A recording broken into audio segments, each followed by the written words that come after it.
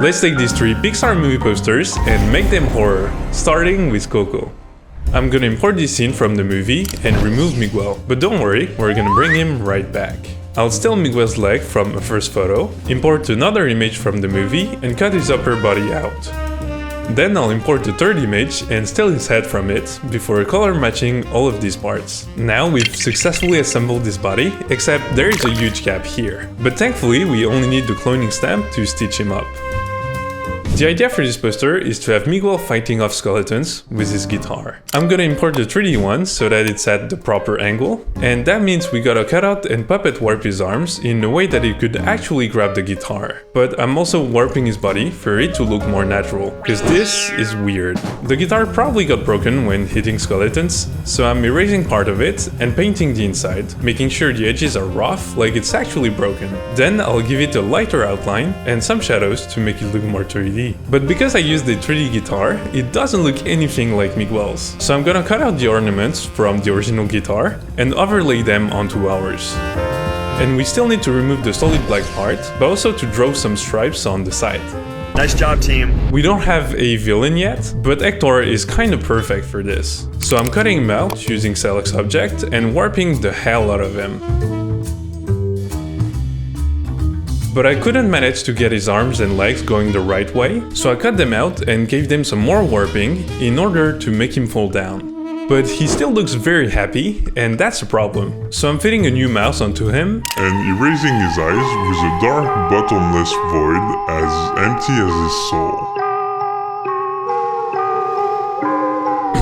Sorry, I got carried away. But I did add a red glow inside of his eye sockets and painted some saliva falling from his teeth. The thing is, the other half of the guitar couldn't have magically disappeared, so we need to add some bits and pieces flying around, and the 3D broken plate I found works perfectly. I'm also importing another guitar and cutting out only the bottom so that it looks like the part that broke off. And to make this even more dynamic, I'm adding motion blur to all of them. Did you notice that Miguel is not looking in the right direction? Let's just erase his eyes and duplicate his pupils before moving them to the right. Woo! Yeah! But to really bring this all together, we need some.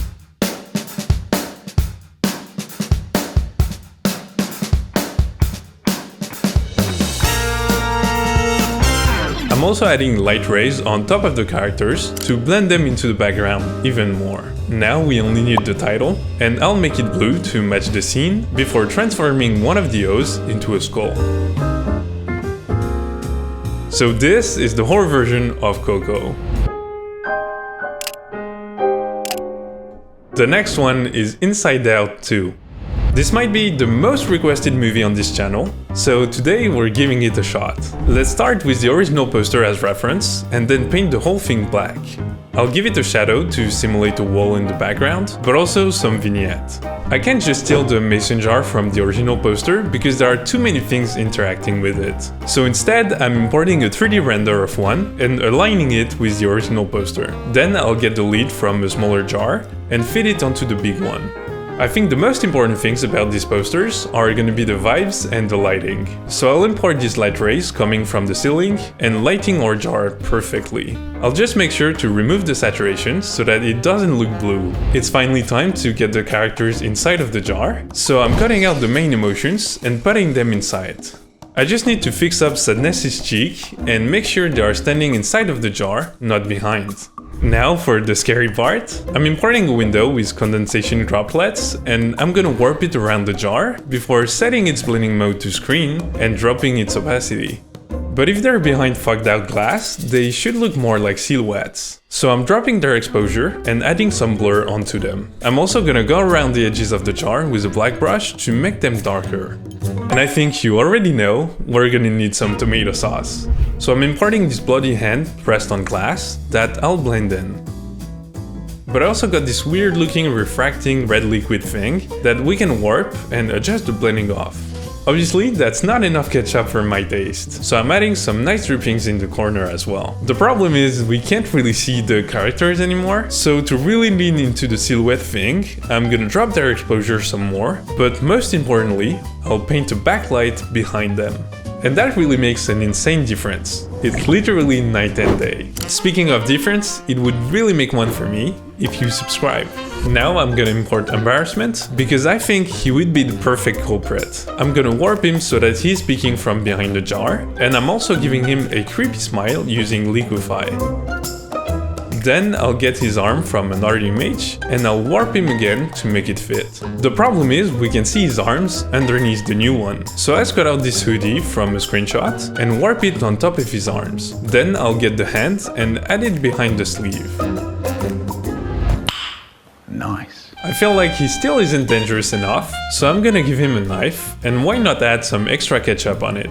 But his eyes are a little too shy, so I'm erasing them and painting some crazy eyes instead. Then I'll just give him some highlights and shadows to blend him into the scene even more. Finally, we just need a little bit of haze behind the jar and a nice title that I'll make red. So this is the horror version of Inside Out 2. Our last poster is Luca. First thing first, let's import one of the original posters, and we're gonna erase Luca. Then I'm gonna use Select Sky to get rid of the sky. The problem is the selection is all messy, so I'm gonna clean it up before moving on. Now we can extend the ocean at the bottom and import the night sky full of stars. But the ocean clearly doesn't match the sky, so let's use hue and saturation to fix that. Then we can import a 3D fishing boat and place it on the side.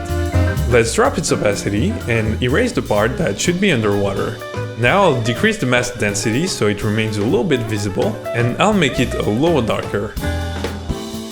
But this boat is gonna need a way to fish something big.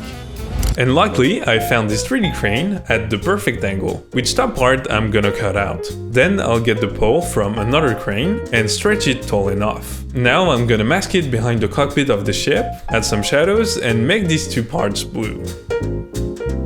But the boat is still a little too bright considering its surroundings, so let's give it a little bit of color grading. Let's also draw a nice cable hanging from the crane that I'm gonna shade real quick. And then I'll get a fishing hook at the end of the cable. If you're wondering what this boat is fishing, well, I'm importing Luca and cutting out his upper body. Now I'm stealing his legs from another image that unfortunately I have to cut out manually.